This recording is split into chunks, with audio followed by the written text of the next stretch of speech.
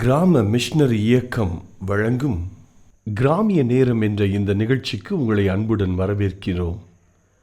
இயேசு கிறிஸ்துவின் இனிய நாமத்தினாலே கிராம மிஷனரி இயக்க குடும்பத்தின் சார்பாக இந்த கிராமிய நேரம் என்ற இந்த நிகழ்ச்சிக்கு உங்களுடைய அன்போடு கூட வரவேற்கிறோம். இப்பொழுதும் ஆண்டவர் நம்மோடு கூட பேசும்படி ஒரு விஷயம் நாம் ஜெபிக்கலாம். பேசுவது நீங்கள் அல்ல, பரிசுத்த ஆவியானவரே என்று எழுதியிருக்கிறதே. எங்கள் ஒவ்வொருவரோடு கூட உம்முடைய வார்த்தைகளை கொண்டு நீர் பேசும், நீர் மகிமைப்படும். இயேசுவின் நாமத்தினால் பிதாவே, ஆமென். இன்றைக்கு உங்களோடு கூட பேசும்படி ஆண்டவரிடத்தில் நான் ஜெபித்த போது ஆண்டவர் குறிப்பிட்ட ஒரு தீர்க்க தரிசன வார்த்தையை உங்களோடு கூட பகிர்ந்து கொள்ள வேண்டும் என்று சொல்லி ஆண்டவர் என்னோடு கூட இடைப்பட்டார். பாருங்கள், ஒரு வேத வசனத்தை நான் உங்களுக்கு வாசித்து காண்பிக்கிறேன். அப்போஸ்தலர் 16ஆம் அதிகாரம் 31வது வசனம். அதற்கு அவர்கள், கர்த்தராகிய இயேசு கிறிஸ்துவை விசுவாசி, அப்பொழுது நீயும் உன் வீட்டாரும் ரட்சிக்கப்படுவீர்கள் என்று சொல்லி. பாருங்கள், இது எல்லோருக்கும் தெரிந்த ஒரு மனன வார்த்தைகள். அதற்கு முந்தின வசனத்தை நீங்கள் வாசித்து பார்த்தால், ஆண்டவன்மாரே, ரட்சிக்கப்படுவதற்கு நாங்கள் என்ன செய்ய வேண்டும், நாங்கள் என்ன செய்யணும் அப்படின்னு சொல்லி கேள்வி கேட்குறாங்க. அப்போ ஆண்டவர் ஊழியக்காரன் மூலிமா ஆண்டவர் சொல்கிற வார்த்தை என்ன? நீ இயேசுவை விசுவாசி. அவ்வளோதான் அவனு சொல்கிற ஆலோசனை. நீ விசுவாசி, அவருடைய மேலே நம்பிக்கையை வச்சிருக்கிற தேவனுடைய பிள்ளையா நீ மாறணும்னு சொல்லி விரும்புகிறார். எனக்கு இன்றைக்கி ஆண்டவர் கொடுத்த வார்த்தையை, இந்த செய்தியை கேட்குற நாம் எல்லோரும் முதல்ல மாறணுங்க. எப்படி மாறணும்? அவர் மேலே விசுவாசம் வைக்கிற விசுவாசியாக மாறணும். இன்னும் கிறிஸ்தவர்களாக மாறணும், உண்மையான கிறிஸ்தவங்களாக மாறணும். சும்மா காட்சிங் கிறிஸ்தவங்க நிறைய இருக்கிறாங்க. நிஜ கிறிஸ்தவங்களாக மாறணும், ஒரு ஊழியனாக மாறணும். நான் மாறினா மற்றவங்களை என் மூலிமா ஆண்டவர் மாற்றுறது ஆண்டவருக்கு எளிமையான காரியம். நான் யோசித்து பார்க்குறேன், ஒவ்வொருவரும் இந்த உலகத்தில் இருக்கிற ஒவ்வொரு மனுஷனும் மற்றவங்க மாறணும்னு சொல்லி நிறைய ட்ரை பண்ணுவோம். எனக்கு இதெல்லாம் பிடிக்காது, இப்படி தான் இருக்கணும் அப்படி சொல்லுவாங்க. ஆனால் அவங்க அதுபோல் தான் இருப்பாங்க. எல்லாம் மற்றவங்கள மாற்றுறதில் தாங்க நேரம் செலவழித்துறோம். நான் சொல்கிறேங்க, நீங்கள் எவ்வளவு கடினமாக முயற்சித்தாலும் நீங்கள் மற்றவங்களை மாற்றவே முடியாது. இப்போ கணவன் மனைவியை மாற்ற முடியுமா? அந்த செய்தியை கேட்குற கணவன்மார்களை உங்கள்கிட்ட நான் கேட்குறேன், நீங்கள் விரும்புகிறபடி உங்கள் மனைவி மாற ட்ரை பண்ணீங்க, மாறிட்டாங்களா? இல்லை மனைவிமார்கள்ட்ட கேட்குறேன், நீங்கள் விரும்புகிறபடி உங்கள் கணவர் மாறிட்டாரா? நிறைய பேரை நான் பார்த்துருக்குறேன். பிரதர், எவ்வளோ வருஷம் நான் ட்ரை பண்ணுறேன் பிரதர், நான் நினைக்கிற மாதிரி என் கணவர் இல்லை, மாற்றவே முடியல பிரதர். சரி விடுங்க, உங்கள் பிள்ளைகளை நீங்கள் மாற்றிடுவீங்களா? அவங்க மாறணும்னு சொல்லி ட்ரை பண்ணுறீங்க, ஆனால் சோர்ந்து போயிடுறீங்க. நான் சொல்கிறேங்க, எவ்வளவு மற்றவங்களை மாற்றுறதுக்கு நீங்கள் முயற்சி பண்ணாலும் நீங்கள் தோல்வி தான் அடைவீங்க. நான் அடிக்கடி இயேசு கிறிஸ்துவுடைய வாழ்க்கையை யோசித்து பார்க்குறேன். 3 வருஷம் 12 சீசர்களை மாற்றணும்னு சொல்லி அநேக டீச் பண்ணுறார், அவங்களுக்கு சொல்லி கொடுக்குறார், நேரம் செலவழிக்கிறார். ஆனால் பாருங்கள், மீன் பிடிக்கிறதுல ஆரம்பிக்கிறான் பேதுரு, முடித்து 3 வருஷத்தில் மீன் பிடிக்க போயிடுறான். அப்போ 3 வருஷம் இவங்களை மாற்றணும்னு சொல்லி எவ்வளவு ட்ரைனிங் கொடுத்ததெல்லாம் எவ்வளோ வேஸ்ட் ஆயிடுச்சு பாருங்கள். 12 சீசர்களில் பண ஆசை இருக்கிறான், யூதாஸ் கொரியத்தா இருக்கிறான், சிபாரிசு கூட்டு வர்றான் பாருங்க. என் பிள்ளை ஒரு பிள்ளை வலதுபுறத்தில் இருக்கணும், இன்னொரு பிள்ளை இடதுபுறத்தில் வச்சுருக்கணும், என் பிள்ளைகளை தான் நீங்கள் ஃபஸ்ட்டு இடம் கொடுக்கணும். அவங்க அம்மா போய் சிபாரிசு கூட்டு வர்றான். இன்றைக்கி அந்த 12 சீசர்களில் நிறைய பேர் யார் பெரியவன்னு சண்டை போடுறாங்க பாருங்கள். இன்றைக்கி இக்கால கிறிஸ்தவங்களே அதுதாங்க. உங்கள் சர்ச்சில் நீங்கள் 12 பேர் இருக்கீங்களா, இல்லை 50 பேர் இருக்கீங்களா, 100 பேர் இருக்கீங்களா? இந்த 100 பேர் கிறிஸ்தவங்களை நம்ம சர்வே எடுத்தோன்னா சில பேர் மீன் பிடிக்க போகிற பேதுரு மாதிரி தான் இருப்பாங்க, சில பேர் சிபார்சுக்கு ஆட்களை கூப்பிட்றவங்களாக தான் இருப்பாங்க, சில பேர் பண ஆசை உள்ளவங்களாக தான் இருப்பாங்க. இந்த கிறிஸ்தவங்களில் இப்படி தாங்க இருக்கிறாங்க. ஆண்டவர் பாருங்க, ஆனால் அவர் என்ன செஞ்சார் தெரியுமா? ஒரு மாதிரியான ஒரு வாழ்க்கை தான் வாழ்ந்து காண்பித்தார். ஐயா, அல்லேலூயா. இந்த செய்தி கேட்கிற சகோதரன் சகோதரியே, மற்றவங்களை நீங்கள் மாற்றுறதுக்கு ட்ரை பண்ணி மாம்ச பிரகாரம் முயற்சித்து மாற முடியலையா? அவங்க எப்படி மாறணுமோ அதே போல் நீங்கள் மாறிடணுங்க. முதல்ல நீ ஒவ்வொருத்தரும் மாறிட்டீங்கன்னா, இந்த செய்தியை கேட்குற நீங்கள் மாறிட்டீங்கன்னா உங்கள் வீட்டில் இருக்கிறவங்க மாறிடுவாங்க. நம்முடைய திருச்சபை மாறிடும். மாறிடும். நான் மாறணும்னு சொல்லி நீங்கள் ஒப்பு கொடுக்கணுங்க. நான் என்னுடைய ஊழியர்காரர்களுக்கு சொல்லிக் கொடுக்கும்போது, என்னிடத்தில் 780 மிஸ்டரிகள் இருக்கிறார்கள். அவர்களுக்கு நான் பயிற்சி கொடுக்கும்போது என்ன சொல்லிக் கொடுக்குறேன், 1 மணி நேரம் நீ ஜெப நேரம் இருக்குதா, முதல்ல 50 நிமிஷம் உனக்காக தான் நீ ஜெபம் பண்ணுங்க. நீ உருப்பிட்டேனா, நீ நல்ல கிறிஸ்தவனா மாறிட்டேனா, நீ மாறணும்னு சொல்லி நீ ட்ரை பண்ணி ஜெபம் பண்ணி மாறிட்டேனா எல்லாம் மாறிடுங்க, எல்லாம் மாறிடும். எலியா 1 நிமிஷம் ஜெபம் பண்ணாருங்க. கர்த்தரே தேவன் என்பதை எல்லா ஆயிரக்கணக்கான ஜனங்கள் அங்கு ஆண்டவரை ஏற்றுக்கொள்ளுகிறார்கள். கர்த்தர் தான் தேவன் என்பதை அவர்கள் அறிக்கையிடுகிறார்கள். ஐயா, காரணம் என்ன? எலியா தன்னை மாற்றி கொண்டான். ஆண்டவர் அவனை தனிமையாக கேரி தாட்டண்டியில் அவனை உட்கார வச்சு ஆண்டவரோடு கூட பேசணும். நீ ஒழித்து கொண்டு இருக்கணும், நான் சொல்கிறவர் அங்கே தான் இருக்கணும். ஆண்டவர் அங்கே போய் அவனை உருவாக்குகிறார். அடுத்து என்ன செய்கிறார், சாரிபாத்து விதவை வீட்டில் உன்னை போஷிக்கிறது கட்டளையிட்டிருக்கேன்னு சொல்லி அங்கே சில மாதங்கள் அங்கே அவனை உருவாக்குகிறார். அதற்கு பின்பாக கர்மேல் பர்வதத்தில் அவன் மாறின பின்பாக அநேகரை மாற்றுவதற்கு என் ஆண்டவர் அவனை பயன்படுத்துகிறார். ஐயா, அருமையான தேவனுடைய பிள்ளைகளே, பவுல் சொல்லுகிறார், மற்றவர்களுக்கு பிரசங்கிக்கிற நான் தானே, அபத்தமாய் போய்விடாதபடி. இன்னைக்கு நிறைய மற்றவங்க மாறணும்னு சொல்லி பிரசங்கம் பண்ற நூற்றுக்கணக்கான ஊழியக்காரங்கள் இருக்கிறாங்க. ஆனா அவங்க மாறிட்டாங்களா? இல்லவே இல்லைங்க.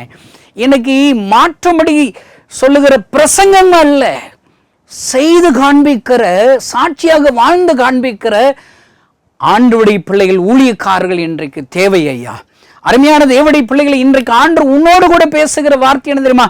நீ மாறணும்னு சொல்லி விரும்புகிறார். பிரசங்கிக்கிற நான் ஒருத்த மாறிட்டா அநேக ஊழியர்கள் என்னை போல் மாறிவிடுவார்கள், என்னை போல் ஜெபிக்க ஆரம்பித்து விடுவார்கள், என்னை போல் ஊழியம் செய்ய ஆரம்பித்து விடுவார்கள். இப்போ நான் சொல்கிறேன், எல்லாரும் இப்படி தான் ஊழியம் செய்யணும், இப்படி தான் தர்ப்பரசம் பண்ணணும், இப்படி தான் ஜெபிக்கணும், இப்படி கிராமத்துக்கு போகணும், நடக்கணும் இப்படின்னு சொல்லிட்டு நான் சும்மாவே உட்காந்துக்கிட்டு இருந்தேன். எப்படிங்க, இன்னைக்கு நிறைய பேர் இதை இப்படி செய்யணும் இப்படி செய்யணும் டீச் பண்ணுறவங்க நிறைய இருக்கிறாங்க. அதை செய்து காண்பிக்கிறவர்கள் இன்றைக்கு ஆட்கள் குறைவாக இருக்கிறார்கள். ஐயா, குறைவாக இருக்கிறார்கள். இன்றைக்கு ஆண்டவர் உங்களிடத்தில் பேசுகிற வார்த்தை என்ன தெரியுமா? நீங்க மற்றவங்க எப்படி மாறணும்னு சொல்லி நினைக்கிறீங்களோ அது போல நீங்க மாறணும். இன்னைக்கு பாருங்க, சிறைச்சாலை அதிகாரியை ஆண்டவர் சொல்ற ஆலோசனை, நீ முதல்ல நீ இயேசுவை விசுவாசி. அப்படின்னா என்ன அர்த்தம்? விசுவாசியை நீ மாறப்பா. நீ மாறிட்டேன்னா உங்க வீட்டார்கள் மற்றவங்க எல்லாம் ரட்சிக்கப்பட்டு மாறிடுவாங்க. பாருங்க, இயேசுவோடே இருக்கிறது இயேசு போல மாறுறதில்லைன்னா என்னங்க அர்த்தம்? நம்ம யாரு கூட இருக்கிறோமோ அவங்க சுபாவம் நமக்கு வரணும்ல, அவங்கள போல நம்ம மாறணும்ல. பவுல் சொல்றாரு, என்னை போல ஆகும்படி நான் விரும்புகிறேன்னு சொல்றாரு. இந்த செய்தியை கேட்கிற சகோதரனே சோரி, நீங்க என்னை போல எல்லாரும் மாறுங்கன்னு சொல்லி உங்களால சொல்ல முடியுமா? நான் அடிக்கடி ஒரு சின்ன ஒரு உதாரணம் பிரசங்கத்தில் பயன்படுத்துவது உண்டு. ஒரு கிளாஸ் டீச்சர் படிக்கிற ஒரு சிறுவன் ரொம்ப சேட்டை பண்ணியிருக்கிறான்னு சொல்லி, உங்கள் அப்பாவை போய் நாளைக்கு கூட்டு வந்தால் தான் உன்னை ஸ்கூலுக்குள்ளே விடுவோம் அப்படின்னு சொல்லிட்டாங்க. இவன் போய் அப்பாவை போய் கூட்டு வந்திருக்கான். எதுக்கான்னு கேட்டிருக்கேன். என்னன்னு தெரியல, டீச்சர் உங்களை வர சொன்னாங்கன்னு சொல்லி அவன் அப்பா போய் கஷ்டப்பட்டு கூட்டு வந்திருக்கிறான்.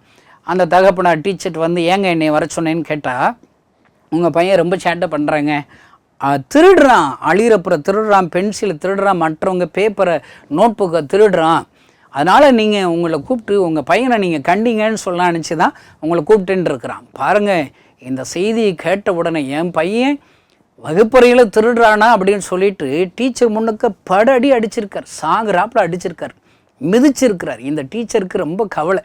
ஐயோ, இவ்வளோ கோபக்கார அப்பாவாக இருக்கிறாரே, இவ்வளவு அடிக்கிறவரா மிதிக்கிறவரா இருக்கிறது முன்னாடியே தெரிஞ்சுன்னா நம்மளே இவனை பனிஷ் பண்ணி இவனை திருத்தி இருக்கலாமே. ஐயோ, தயவு செய்து விட்டுருங்க, இவ்வளவு கண்டிக்காதீங்க, போதும் அடிச்சதுனான்னு சொல்லியிருக்காங்க. அந்த அப்பா சொல்லியிருக்காரு, பெறவன் என்னங்க, எதுக்கு இவன் கிளாஸில் வந்து திருடிக்கிட்டு இருக்கான்? நான் தான் வேலை பார்க்குற ஆஃபீஸில் இருந்து அழிகிற பொருள் பென்சிலு பேப்பர் எல்லாம் அங்கே திருடி வீட்டில் வச்சுருக்கேன், அங்கே இருந்தவன் எடுத்துகிட்டு வர வேண்டிய, ஆனால் இவன் எதுக்கு இங்கே வந்து திருடுறான்னு சொல்லியிருக்காரு. பாருங்கள், பாவங்கிறது எங்கேருந்து ஆரம்பிக்குது பாருங்க. அருமையான தேவனுடைய பிள்ளைகளை, இன்றைக்கு நீங்க சரியான கிறிஸ்தவனா, பரிசுத்தமுள்ள ஒரு கிறிஸ்தவனா, ஜெபிக்கிற ஒரு கிறிஸ்தவனா, நல்ல ஒரு தகப்பனா நீங்க மாறிட்டீங்கன்னா உங்கள் சந்ததிகள் உங்களை போலவே மாறுவாங்க. நீங்க என்ன செய்யறீங்களோ அதை உங்களை பின்தொடர் வர்றவங்க இன்னும் பெஸ்ட்டாக செய்வாங்க. அடிக்கடி ஊரில் ஒரு பழமொழி சொல்லுவாங்க, 8 அடி பாஞ்சா பிள்ளை 16 அடி பாய்வானா. நான் அடிக்கடி சொல்வேன், சர்ச்சில் நீங்கள் உங்கள் குடும்பத்திலையோ சர்ச்சிலையோ வாயில் சண்டை போடுறீங்களா, உங்கள் பிள்ளைகளை என்ன செய்வோம் தெரியுமா? ஓஹோ, இப்படி தான் நம்ம குடும்பத்தில் சண்டை போடணும், நம்ம சபையில் ஃபியூச்சரில் சண்டை போடணும்னு சொல்லிட்டு உங்கள் பிள்ளைகள் வாய் சண்டை போடுற உங்களை பார்த்து உங்கள் பிள்ளைகள் அவங்க என்ன செய்வாங்க, அடிதடி சண்டை போடுவாங்க, அடித்து சண்டை போடுவாங்க. அடித்து சண்டை போடுறீங்களா, அதை பார்க்குற உங்கள் பிள்ளைகள் கம்பை எடுத்துகிட்டு சண்டை போடுவாங்க. ஒன்றா ஒரு பெரிய ஒரு கம்பை எடுத்துகிட்டு உள்ளே வர்றது, அது சண்டை போடுவாங்க. உள்ள கம்பெடுத்து வர்றதை பார்க்குற அடுத்த சந்ததிகள் கத்தி சண்டை போடுவாங்க. சபையில் கத்தி சண்டை நடக்குதா, அடுத்த சந்ததி அணைச்சிவாங்க, துப்பாக்கி எடுத்துகிட்டு தான் சர்ச்சுக்கே வருவான், துப்பாக்கி எடுத்துகிட்டு தான் உங்கள் வீட்டிலேயே குடும்பத்தில் இருப்பான். ஆகும்னா துப்பாக்கி எடுத்து சுற்ற சண்டையாக வந்துடும். பாருங்கள், நாம் முதல்ல நல்ல கிறிஸ்தவனா நல்ல விசுவாசியை நாம் மாறுனா நம்மளை பின்தொடர்ந்து வருகிற நம்முடைய சந்ததிகள் பிள்ளைகள் நம்மை போல் மாறிவிடுவார்கள் ஐயா, மாறிவிடுவார்கள் ஐயா. இன்றைக்கு ஆண்டவர் நான் என்ன மாற்றணும்னு சொல்லி விரும்புகிறாருங்க. சவுலை பவுலாக மாற்ற வேண்டும் என்று சொல்லி அவனை துரத்துகிறார். எப்படி துரத்துகிறார்? ஒரு சிங்கம் ஒரு மானை துரத்துறது போல, ஒரு பூனை ஒரு எலிய துரத்துகிறது போல சவுலை என் ஆண்டவர் துரத்துகிறார். அவன் குதிரையில் அவன் பெரிய ஒரு தீமை செய்யும்படி, ஆண்டவரை துன்பப்படுத்தும்படி, ஆண்டவருக்கு விரோதமாக நடக்கும்படி அவன் பிரயாணம் செய்து விரைந்து கொண்டிருக்கிறான். அவனை வழியிலே தரிசனமாகி அவனை சந்திக்கிறார். நீ துன்பப்படுத்துகிற இயேசு நானே என்று சொல்லி தன்னை சவுலுக்கு வெளிப்படுத்துகிறார். அவனை மாறும்படி அவனுக்கு தரிசனமாக அவனோடு கூட இடைபடுகிறார். அவன் இயேசுவை கண்டு கொண்டவுடன் அவன் ஜெபிக்கிறான், ஆண்டவரே நான் என்ன செய்ய சித்தமாயிருக்கிறீர். அவன் வாழ்க்கை மாறுகிறது. இயேசுவை துன்பப்படுத்துகிறவனாக இருந்த சவுல் பவுலாக மாறி ஆயிரக்கணக்கான லட்சக்கணக்கான ஜனங்களுக்கு பிரயோஜனமாக உள்ள ஒரு பாத்திரமாக ஆண்டவர் பயன்படுத்துகிறவனாக மாற்றி விட்டார் ஐயா. சவுல் மாறினாள், சவுல் பவுலாக மாறினாள், லட்சக்கணக்கான ஜனங்கள் சந்திக்கப்பட்டு விடுவான். ஒன்றும் இல்லைங்க, யோனா நினிவேக்கு போறவனா மாறணும். யோனா தர்சுக்கு போய் தர்சா போயிடக்கூடாது. நிறைய கிறிஸ்தவங்க ஆண்டவருக்கு மாறா நடந்து தர்சா போயிட்டான். அருமையான கிறிஸ்தவ நண்பர்கள், இந்த செய்தியை கேட்கிற நீ ஆண்டவருக்கு மாறா நடந்து தரிசாக வீணற்றவனாக கனியற்றவனாக மாறிவிட்டாயோ, இன்றைக்கு ஆண்டவர் நீ மாறுபடி பேசுகிறார். ஆண்டவர் சொல்லும் போதே அந்த வேலையை செஞ்சுட்டா ஈஸிங்க. ஆனால் ஓ மேலே ஒரு பெரிய திட்டம் வச்சிருக்கிறாரு ஆண்டவர், உன்னை விடவே மாட்டார். யோனா மேலே ஒரு திட்டம் வச்சிருக்கிறார். அவனை கொண்டு நினிவேல் இருக்கிற லட்சக்கணக்கான ஜனங்களை ரட்சிக்கணும் அப்படின்னு சொல்லி முடிவு செஞ்சிட்டார். அவனை கொண்டு தான் பிரசங்கம் பண்ணணும்னு முடிவு செஞ்சிட்டார். அந்த முடிவில் ஆண்டவருடைய திட்டத்திற்கு மாறா நடந்தா விடுவாரா? அவர் உன்னை மாற்றுவாருங்க. இந்த செய்தியை கேட்கிற சகோதரனே சகோதரியை, நீ யாராக இருந்தாலும் சரி, ஆண்டவர் நீ மாற வேண்டும் என்று விரும்புகிறார். இத்தனை ஆண்டவருடைய அன்பை அறிந்தும் வேதவசனத்தை அறிந்தும் ஜெபிக்காத கிறிஸ்தவனாக நீ இருக்கிறாயா? ஒரு நாள் வரும், யாக்கோபு ஜெபித்தது போல, ஆண்டவரே நீர் என்னை ஆசீர்வதித்தால் ஒழிய உம்மை விடமாட்டேன் என்று சொல்லி ஜெபிக்கிற ஒரு யாக்கோபாக நீங்கள் மாறுவீர்கள். அவன் பாருங்கள், பொய்யனாக இருக்கிறான், நடிக்கிறான். தகப்பனிடத்தில் நான் தான் ஏசா என்று நடிக்கிறான். ஒருவேளை அவன் உலக செல்வங்கள் எல்லாவற்றையும் இரு பரிவாரங்களை அவன் ருசி பார்த்து இரு பரிவாரங்கள் கொண்ட ஐஸ்வர்யாக மாறிவிட்டாலும் அது அவனுக்கு சந்தோஷம் கொடுக்கல. கிறிஸ்தவனுக்கு எது தெரியுமா சந்தோஷம்? ஆண்டவரோடு கூட இருப்பதுதான் சந்தோஷம். ஒருவேளை இந்த செய்தி கேட்கிற உங்களுடைய வாழ்க்கையில ஐஸ்வர்யம் இருக்குது, பணம் இருக்குது, நல்ல சொந்த வீடு இருக்குது, கார் இருக்குது, எல்லாம் இருக்குது, நிம்மதி இல்லையா? நல்ல ஞாபகம் வச்சுக்கோங்க, நீங்க மாறலைன்னு அர்த்தம். ஆண்டவருடைய சித்தத்தின்படி நீங்கள் மாறாமல் இருப்பதினாலே உங்களுடைய உள்ளத்துல, யாக்கோபுக்கு இருந்த உள்ளத்துல ஒரு வெறுமை இருக்கிறது ஐயா. அந்த வெறுமையோடு கூட இருக்கிறீர்களா?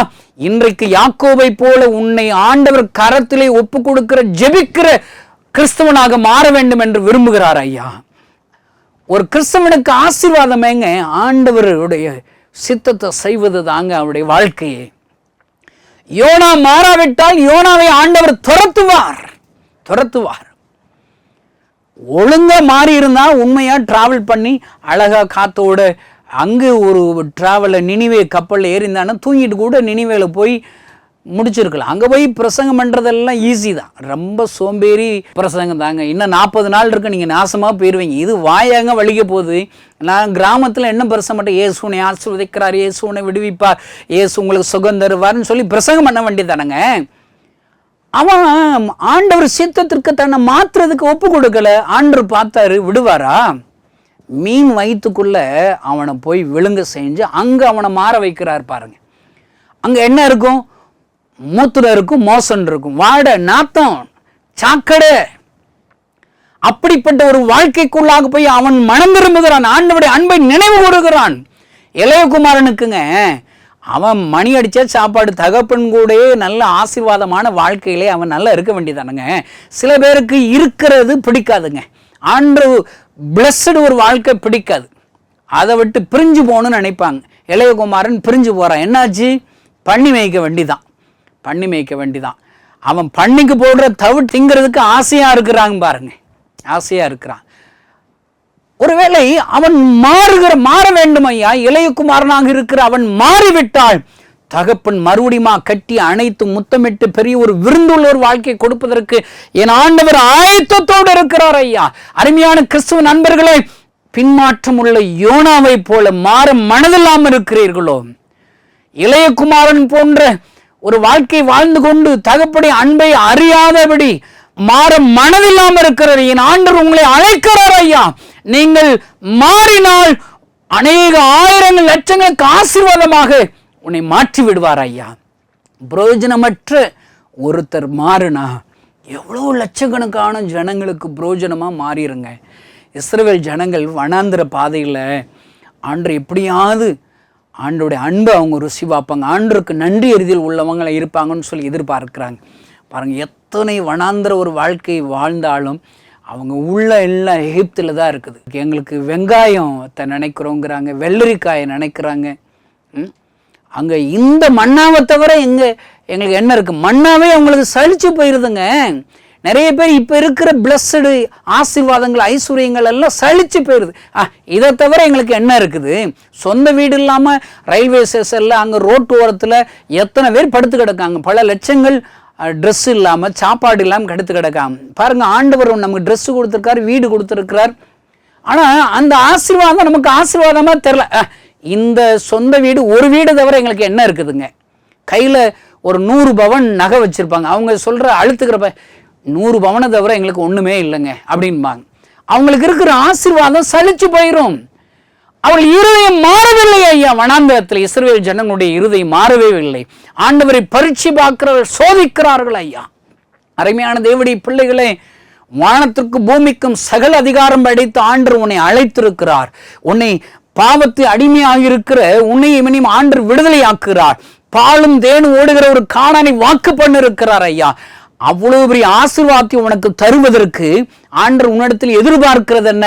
நீ மாற வேண்டும், ஏசப்பாவுடைய பிள்ளையாக மாற வேண்டும், நன்றியுள்ள ஒரு கிறிஸ்துவனாக மாற வேண்டும், நல்ல ஒரு விசுவாசியாக நீ மாற வேண்டும் என்று சொல்லி விரும்புகிறார் ஐயா. இந்த செய்தியை கேட்கிற கிறிஸ்துவ நண்பர்களே, நீங்கள் மாறி இருக்கிறீர்களா? மாறி இருக்கல. ஒரு மாற்றம் இருக்குதாங்க உங்கள் வாழ்க்கையில். நேற்றையை விட இன்னைக்கு கொஞ்சம் நான் மாறணுங்க, இன்னைக்கு விட நாளைக்கு கொஞ்சம் மாறணுங்க.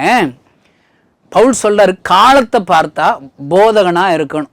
நீங்கள் எல்லாம் பாஸ்டராக பிரசங்கமார்கள் இருக்கணும். ஆனால் பாலுங்கிற குழந்தையா இருக்கிறீங்களே, அறிவு இருக்கான்னு கேட்குறாரு பவுல். எத்தனை பிரசங்கம் கேட்குறீங்க? ஒரு பிரசங்கம் கேட்டாங்க, ஒரு ஸ்டெப் ஆண்டவருக்கு முன்னாடி போகணுங்க, ஆண்டவரத்தில் கிட்டி சேர்றங்க. உண்மையா கிறிஸ்தவர்கள் அப்படிதான் இருக்கணும். நீங்கள் நாளுக்கு நாள் நீங்கள் மறுரூபமாக வேண்டும், இயேசுவை போல் உங்கள் வாழ்க்கை மாற வேண்டும் ஐயா. நீங்கள் மாறிவிட்டால் பல லட்சக்கணக்கான ஜனங்களை உங்களை கொண்டு ஆண்டவர் மாற்றி விடுவார் ஐயா. மோசே மாற மறுக்கிறான்.